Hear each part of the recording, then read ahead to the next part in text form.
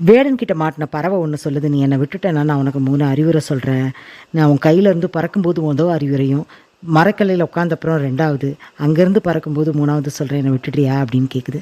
சரி சொல்லு, மொதல் அறிவுரை சொல்லு அப்படின்னு சொன்ன உடனே, உன்னோட கடந்த கால இழப்புகளையும் தவறுகளையும் நினச்சி புலம்பி உன் வாழ்க்கையை கெடுத்துக்காத அப்படின்னு சொல்லிட்டு போய் மரக்கல்லையில் உட்காந்துக்கிட்டு, யார் என்ன சொன்னாலும் நம்பாத, உன் அறிவுக்கு வேலை கொடு அப்படின்னு சொல்லுது. முட்டாளே, என்னை நீ கொண்டு இருந்தீங்கன்னா என் வயிற்றுல இருந்த 2 பெரிய வைரங்கள் உனக்கு கிடச்சிருக்கும் அப்படின்னு சொல்லி முடிக்கிறதுக்குள்ளே அவன் புலம்ப ஆரம்பிச்சிடும்.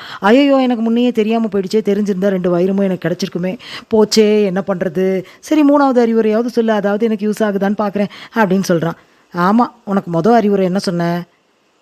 கடந்த கால இழப்புகள் நினச்சி புலம்பாதன்னு சொன்னேன், அதை தான் பண்ணிகிட்ருக்கேன். 2வது என்ன சொன்னேன்? யார் என்ன சொன்னாலும் நம்பாதன்னு சொன்னேன்.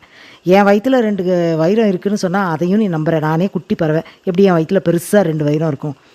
இப்படி 2யும் யூஸ் பண்ணாத உனக்கு 3வது அறிவுரை என்ன சொன்னாலும் யூஸ் ஆகாது அப்படின்னு சொல்லிட்டு பறந்து